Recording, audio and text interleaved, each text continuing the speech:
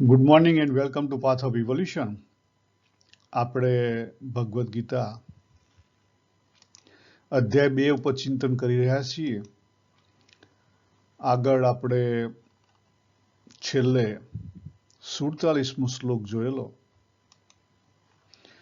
ભગવાન કર્મની વાત કરે છે. શું વાત કરે છે? ભગવાને ચાર વસ્તુની વાત કરી કર્મ બાબતે. પહેલી વસ્તુ શા માટે અગત્યનો છે એના આપણે આવરી લઈએ. જીવન મળ્યું છે તો જીવન જીવવું પડશે, અને કોઈ પણ કર્મ કર્યા વગર જીવન જીવવું શક્ય નથી. હવા લેવી પડશે, ખોરાક ખાવો પડશે, ખોરાક મેળવવા માટે કંઈ કામ કરવું પડશે તો કોક રોજગારી આપશે ને. ખોરાક ખાધા પછી એને પચાવવો પણ પડશે. એટલે ભગવાન અહીંયા કર્મ બાબતે 4 બાબતોની વાત કરે છે. પહેલી વાત કરે છે કે તારે કર્મ તો કરવું જ પડશે, એટલે કર્મ કરવામાં પાછો નહીં પડ. પણ કયું કર્મ કરવું એની પણ ભગવાને આગળથી વાત કરી છે કે તારું જે કર્તવ્ય કર્મ હોય કર, બીજી માથાકૂટમાં તું નહીં ઉતર, વધારાનો દોડાયો નહીં થા. પછી ભગવાને 2 વસ્તુની ના પાડી કે ભાઈ કર્મ તો અધિકાર છે તારો, પણ ફળમાં તારો અધિકાર નથી. અને કદાચ ફળ મળ્યું તને તો એનું કર્તૃત્વ પણ તારે ધારણ નથી કરવાનું.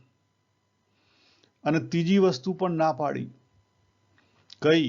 અકર્મી ના બન. જ્યાં તારે કર્તવ્ય કર્મ કરવા જેવું છે ત્યાં કર જ, ચોક્કસ કર.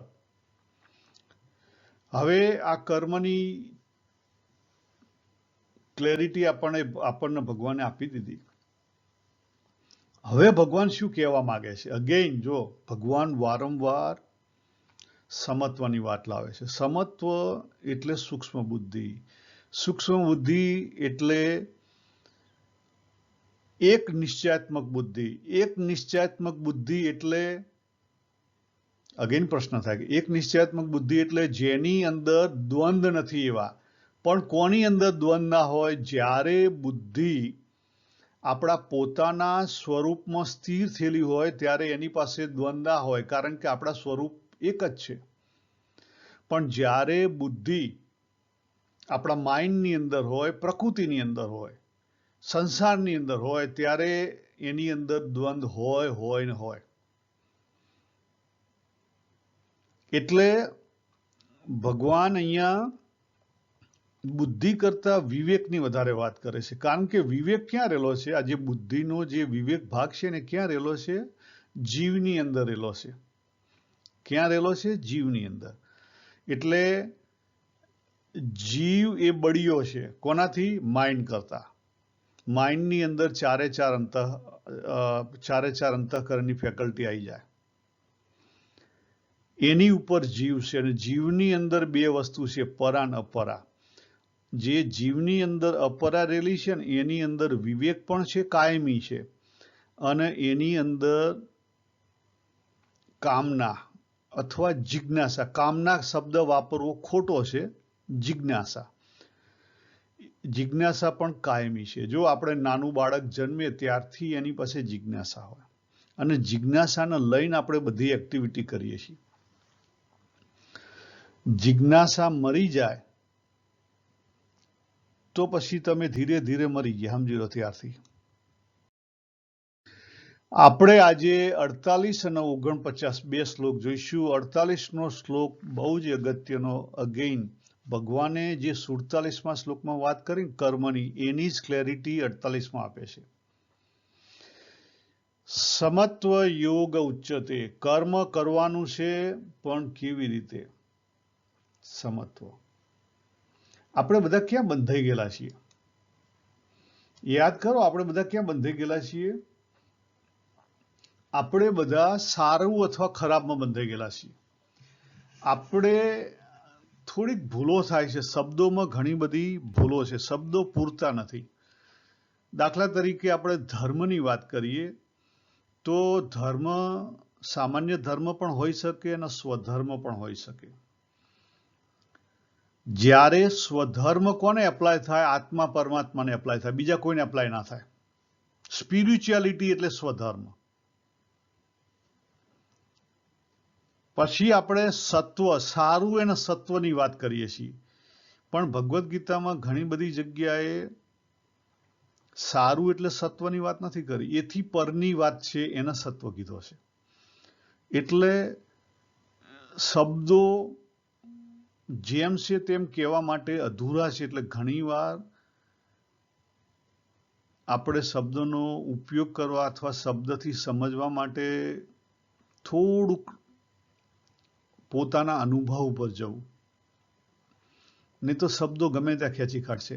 સમતા, સિમ્પલ વસ્તુ. કેવો ભગવાને કીધું કે સમતા, આસક્તિ તજીને સિદ્ધિ અસિદ્ધિમાં સમબુદ્ધિ રાખીને યોગમાં સ્થિત થઈ કર્તવ્ય કર્મો કર.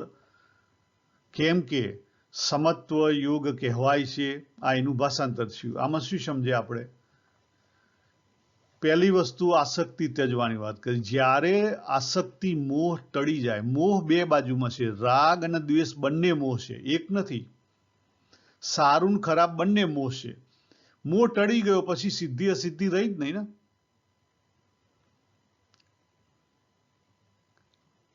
આપણે ઘણીવાર કેવું કરીએ છીએ કે દાખલા તરીકે મંદિરની અંદર વોલેન્ટરી કામ હોય. મંદિરનું કામ છે એટલે સારું કામ છે, ત્યાં ગાર્ડનનું કામ છે, તો આપણે શું સમજીએ કે હા, ત્યાં મારે ક્યાં સારું ખરાબનું છે, બરાબર, એટલે મારી બુદ્ધિ ત્યાં સમત્વમાં છે. ના ના ના ના ના, એવું નથી. એ કામની અંદર પણ તમે સમજો છો કે મંદિરનું કામ એ સારું કામ છે, માટે હું કરું છું, એટલે સમત્વમાં બુદ્ધિ નથી, સમબુદ્ધિ નથી, સૂક્ષ્મ બુદ્ધિ નથી. સમબુદ્ધિ એટલે સૂક્ષ્મ બુદ્ધિ, સૂક્ષ્મ બુદ્ધિ એટલે એક નિશ્ચયાત્મક બુદ્ધિ, એક નિશ્ચયાત્મક બુદ્ધિ એટલે દ્વંદ્વ વગરની બુદ્ધિ, દ્વંદ્વ વગરની બુદ્ધિ એટલે જે બુદ્ધિ, જે વિવેક પોતાના સ્વરૂપમાં સ્થિર થયેલો છે. એટલે આત્મા પરમાત્મા સિવાયની કોઈ પણ બાબત છે એ સમબુદ્ધિ નથી, એ સૂક્ષ્મ બુદ્ધિ નથી. તમે કહેશો કે મંદિરનું કામ એ પરમાત્માનું કામ કહેવાય? ના, એ પરમાત્માનું કામ ના કહેવાય, એ સંસ્થાનું કામ છે, રિલિજિયસ સંસ્થાનું કામ છે, પરમાત્માનું કામ નથી. પરમાત્મા એટલે તત્વરૂપ જે વાત થાય છે એનું નામ પરમાત્મા છે. અને આત્મા અને પરમાત્મા બે અલગ નથી, આ પણ યાદ રાખો.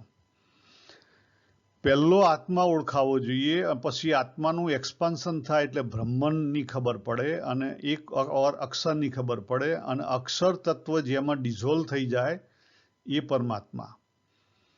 આપણે જે બહારથી કૃષ્ણ ભગવાન, જે 5 ફૂટ કે 6 ફૂટના કૃષ્ણ ભગવાન છે એની વાત કરીએ છીએ, એ પરમાત્મા નથી. પરમાત્મા જેમ છે તેમ કૃષ્ણ ભગવાન રૂપે એક્સપ્રેસ એ વખતે થયા હતા. એટલે આપણે એ કૃષ્ણ ભગવાનનું જે સ્વરૂપ છે એને પરમાત્મા કહીએ છીએ. પણ કૃષ્ણ પરમાત્માની અંદર કૃષ્ણ ભગવાન આવી જાય, પણ માત્ર જે કૃષ્ણ વાસુદેવ કૃષ્ણ જે પિક્ચરની અંદર દેખાય છે આપણા સ્થૂળ શરીરની અંદર, એની અંદર પરમાત્મા તત્વ એકલું નથી. એ પરમાત્મા તત્વની અંદર આવી જાય, પણ માત્ર પરમાત્મા તત્વ એમાં સમાઈ જાય એવું નથી. ખ્યાલ? દાખલા તરીકે આખા આકાશની અંદર મારું ઘર આવી જાય, પણ મારા ઘરની અંદર આકાશ છે, હા છે, પણ માત્ર આખે આખું આકાશ મારા ઘરની અંદર છે? ના, એવું નથી. આકાશ બહાર પણ છે ને અંદર પણ છે. આ વસ્તુ સમજવાની છે. એટલે આસક્તિ ત્યજવાની વાત કરે છે, સિદ્ધિ અસિદ્ધિમાં સમબુદ્ધિ રાખવાની વાત કરે છે, યોગમાં સ્થિત થવાની વાત કરે છે. એટલે 3 મોટી કન્ડિશનો મૂકી દીધી છે. યોગમાં સ્થિત થવું એટલે શું?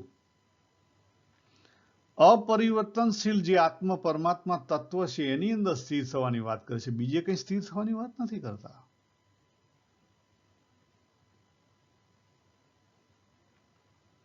સમત્વ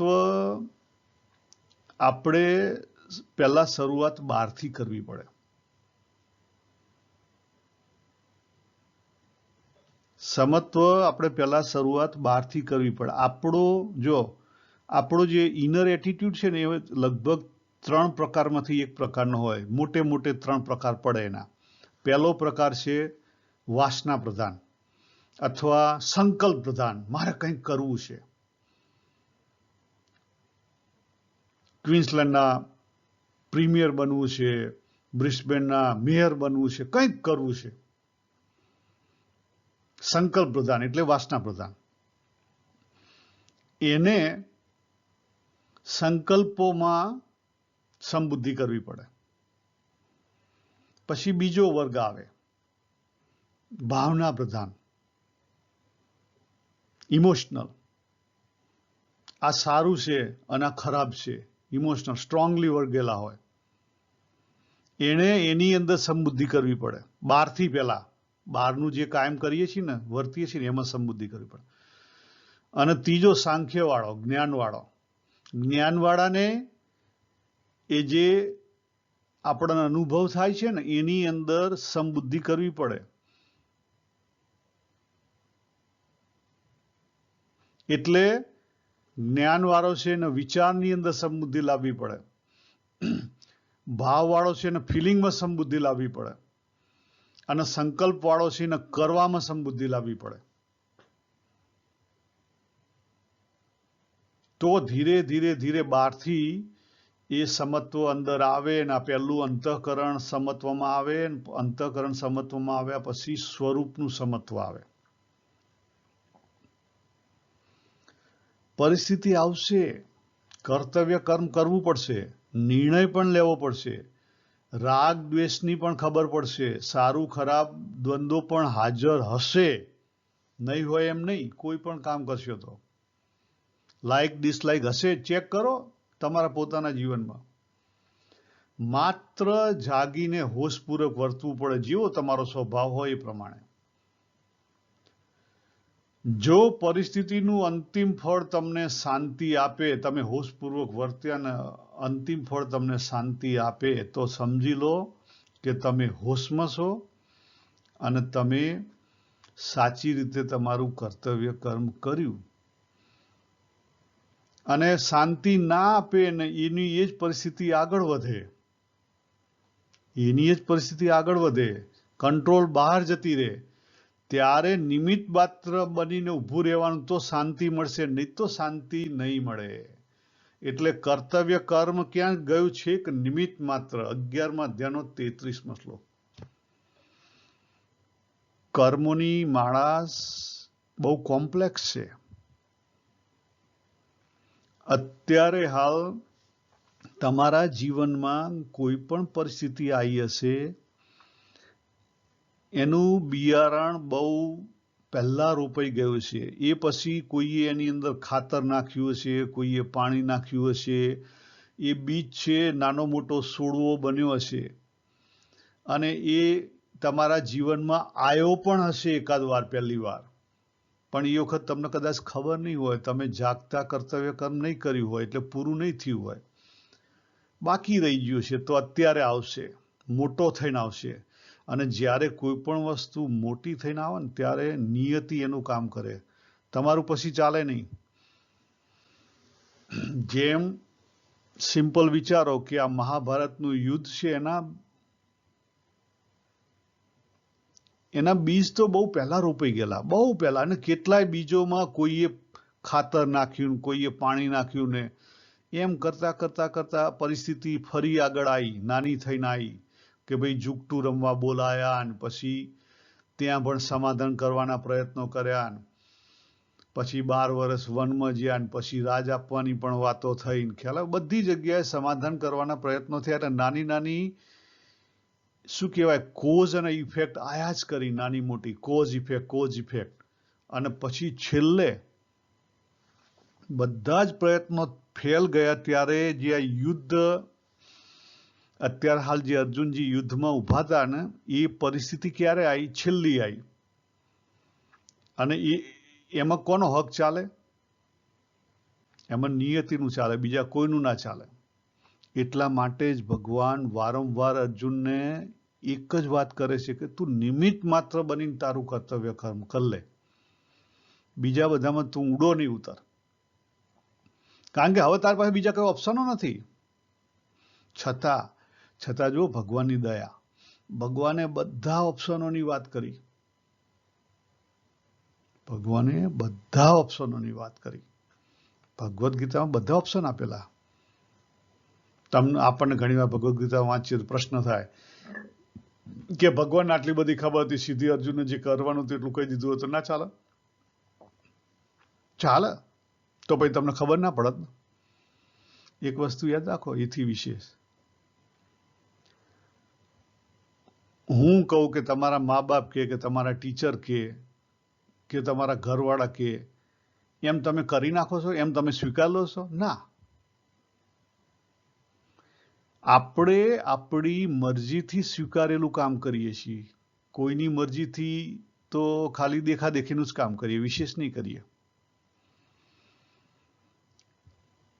એટલે ભગવાન અર્જુનને તમામ બધા રસ્તા બતાવે છે કે ભાઈ તારી મરજી હોય એ પ્રમાણે તું જા. જો આ બધા રસ્તા મેં તને બતાવ્યા, તને અનુકૂળ હોય એ સ્વીકાર, તારા અંદરથી રસ હોય એ પકડ.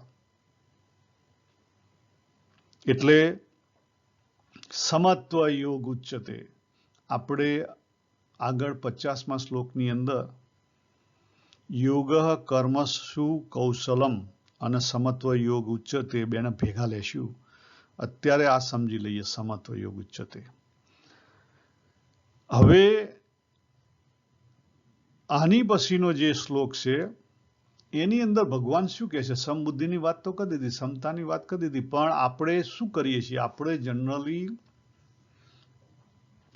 સારી વસ્તુને સમતામાં લઈ જઈએ. મેં હમણાં એક્ઝામ્પલ આપ્યો, અહીંયા ભગવાન એની ચોખવટ કરી આપે. ભગવાન શું કહે છે કે સમતા કરતા સકામ કર્મ દૂરથી જ નીચલી કક્ષાનું છે. ઘણી ઘણી ઘણી હદે સકામ કર્મ એ નીચું છે. સમતા એ બહુ જ ઊંચી બાબત છે. એટલે આપણે જો અત્યારે બધા જેટલા લોકો આપણે રિલિજિયસ એક્ટિવિટીમાં જોડાયેલા, પહેલા સ્ટેપની વાત બરાબર છે કે તમે સારું કામ કરો અને સારા કામ પ્રત્યે તમે ફોકસ કરો, પણ બીજા સ્ટેપની સાધનામાં સારું અને ખરાબ બેને તમારે સમત્વમાં લાવવાનું છે. બીજા સ્ટેપની સાધના એ ટોટલી પહેલા સ્ટેપથી 180 અલગ છે. Be careful. તમે જ્યારે બીજા સ્ટેપની સાધનામાં આગળ વધો ત્યારે પહેલા સ્ટેપને છોડી દેજો, ઢીલું કરી દેજો. છોડી ના દો તો કંઈ નહીં, ઢીલું કરી દેજો. ઢીલું નહીં કરો તો મુશ્કેલી થશે. મારે 10 પગથિયા ચડી અને પહેલા માળે જવું હોય તો પહેલા પગથિયું છોડું તો બીજા પગથિયે પગ જાય, બાકી જાય નહીં મહારાજ. તમને ખબર છે કે વાવના 10 પગથિયા છે, વાવની અંદર પાણી છે, તમે તરસે મરી રહ્યા છો, તમારે પગથિયા છોડવા પડે, બાકી તમે ઉતરી નાખો. એ જ રીતે મોક્ષ માર્ગે પણ તમારે આગળ વધવું પડે, પાછલા પગથિયા છોડવા પડે. શિક્ષણમાં પણ તમારે પહેલા ધોરણ છોડો તો જ બીજું ધોરણમાં જઈ શકો, અને બીજું ધોરણ છોડો તો જ ત્રીજું ધોરણ જઈ શકો. પણ તમે જો 20 વર્ષે એકડો જ ઘૂંટતા હો તો પછી નકામું છે. આ વસ્તુ આપણે મોટા ભાગે સ્પિરિચ્યુઅલ પ્રેક્ટિસમાં, રિલિજિયસ પ્રેક્ટિસમાં ભૂલી જઈએ છીએ.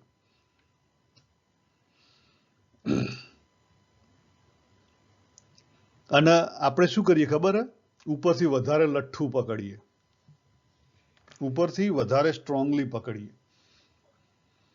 અને કોક ઢીલું કરતો હોય ને તો આપણે એને ઊંધું અવરું લઈએ કે આ હારાને ખબર નહીં પડતી કે ખબર કોને નહીં પડતી એ વિચાર કરો. જો સાચા અર્થમાં ભગવદ્ ગીતા સમજાય ને તો ભાઈ ભગવદ્ ગીતા ધર્મરાજ યુધિષ્ઠિર બહુ જે હોશિયાર હતા એમને ના કીધી હોત, ભગવાને અર્જુનને શું કેમ કીધી? કારણ કે ધર્મરાજ યુધિષ્ઠિર ધર્મનું પૂંછડું પકડેલા હતા. એનાથી પૂંછડું પેલું મુકાવવું જોઈએ તો ભગવાનની વાત સમજાય ને. જે વ્યક્તિ બાઉન્ડ્રી કરીને બેઠેલો હોય ને એ વસ્તુ એક્સેપ્ટ ના કરી કે તમે પણ જો બાઉન્ડ્રી પકડીને બેઠેલા છો, જે કોઈ બાઉન્ડ્રી હોય, તો બીજી વાત તમે એક્સેપ્ટ નહીં કરી શકો. તમે હિન્દુઇઝમની બાઉન્ડ્રી પકડી છે, તમે હાર્ડકોર હિન્દુ બની જશો. તમે સ્વામિનારાયણ કાલુપુરની બાઉન્ડ્રી પકડી છે તો હાર્ડકોર સ્વામિનારાયણ કાલુપુરી બની જશો. તો તમે પછી પેલા BAPS ના બીજા કયા છે, બધા ઘણા બધા સ્વામિનારાયણ અમારા કે 10 પંથ છે, એકબીજાનો તમે પેલું કરશો. કેમ? કારણ કે તમે કંઈક પકડ્યું છે. When you are become A follower, you are blind. પહેલા સ્ટેપમાં ફોલોઈંગ ઇઝ ગુડ થિંગ, બીજા સ્ટેપમાં ફોલોઈંગ નો ફોલોઈંગ. ફોલોઈંગ કરવાનું કોને? અંતરાત્માને. બીજા સ્ટેપની સાધના જે છે, જે ગુરુ પહેલા સ્ટેપમાં મળ્યા ને, એ ગુરુને અંદર ઉદય કરવાના છે. જ્યાં સુધી ગુરુ તત્વ અંદર ઉદય ના થાય, અંદરના આત્માની તમને એના માર્ગે તમે ના ચાલી શકો ત્યાં સુધી કંઈ જ થશે નહીં. બીજા સ્ટેપમાં કઈ આગળ નહીં વધી. આયા એવા ને એવા પાછા. તો ભગવાને અહીંયા ચોખ્ખી વાત કરી દીધી, યાદ રાખો. કારણ કે પાછા ભગવાન જો કારણનો જવાબ આપે છે. કારણ કે ભગવાન પાછું કારણ આપે છે. સકામ ભક્તિ તારી હશે તો તારો શું હશે? કર્મનું ફળ મેળવવું હશે તારે, કે ભગવાન મેં તમારે આટલું કર્યું તો મને આટલું જોઈએ. અને જે દીન બની ગયો, ફળમાં પેઠો, એ શું થઈ ગયો? ગરીબડો થઈ ગયો, દીન બની ગયો. એ દીનનો કદી ઉદ્ધાર ના થાય. વિચાર કરજો આની ઉપર. તો આપણે અહીંયા પૂરું કરીએ. સર્વેને જય શ્રી કૃષ્ણ. હરિ ઓમ તત્સત. હરિ ઓમ તત્સત.